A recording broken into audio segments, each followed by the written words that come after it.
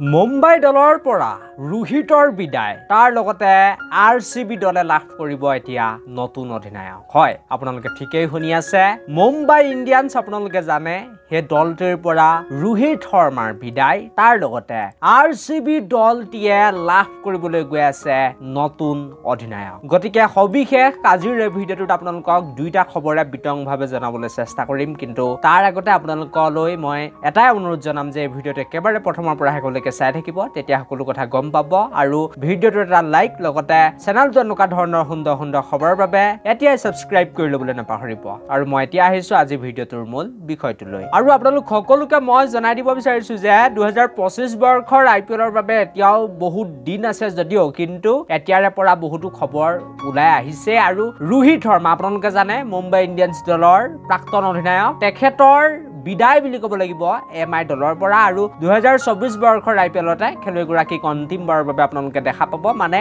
আৰু হয়তো মুম্বাই ইণ্ডিয়ান্সে এখনে খেল খেলিবলৈ এতিয়া বাকি আছে আইপিএলত গতিকে তেখেতে মাত্ৰ এখনে খেল খেলিব এমআইৰ হৈ তাৰ পাছতে মুম্বাই দলৰ পৰা ৰোহিত শৰ্মাৰ বিদায় বুলি ক'ব লাগিব বেলেগ অন্য দললৈ 2025 বৰ্ষৰ আইপিএলত আহিবলৈ গৈ আছে আৰু সেই দলটি কোনটো দল হ'ব পাৰে সেই বিষয়ে এতিয়ালৈকে কিন্তু জানিব পৰা নাই কিন্তু মুম্বাই ৰোহিত শৰ্মা এৰিব এইটো একেবাৰে স্পষ্ট কথা বা একেবাৰে কনফাৰ্ম হৈ গৈছে বুলি ক'ব লাগিব আৰু কিছু সময়ৰ আগতে এটা ভিডিঅ' ভাইৰেল হৈছে যে মুম্বাই ইণ্ডিয়ান্স ৰোহিত শৰ্মা এৰিবলৈ গৈ আছে বা তেখেতৰ এটো লাষ্ট সিজন বুলি নিজে মন্তব্য কৰিছে এজন বিশেষ ব্যক্তিক গতিকে সকলো এতিয়া খবৰ কনফাৰ্ম হৈ গৈছে ৰোহিত শৰ্মাৰ বিদায় মুম্বাই ইণ্ডিয়ান্সৰ পৰা এটা নতুন দলত আপোনালোকে 2025 চনত খেলা দেখা পাব খেলুৱৈগৰাকী তাৰ পাছতে আৰচিবি দলৰ এতিয়া কেপ্টেইন হলনি হ'বলৈ গৈ আছে 2025 বৰ্ষৰ আইপিএলৰ বাবে আপোনালোকে নতুন অধিনায়ক লাভ কৰিব পাৰে আৰু 2024 বৰ্ষৰ আইপিএলত নিশ্চিতভাৱে ডুপ্লেছিছে কেপ্টেইনশ্বিপ কৰিব বাকি থকা খেলকেইখনত কিন্তু কেএল ৰাহুল 2025 বৰ্ষৰ আইপিএলত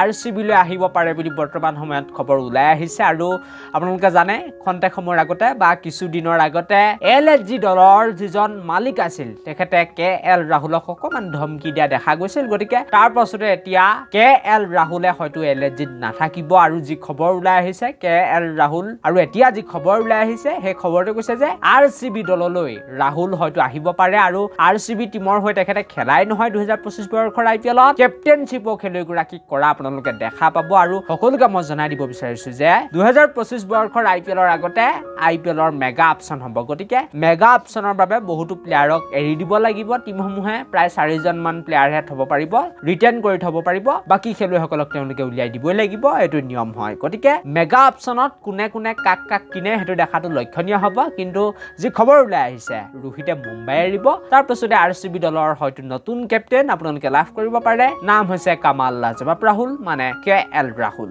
আৰু এটোৱে আছিল আজি ভিডিঅ'টো thank you for watching this video'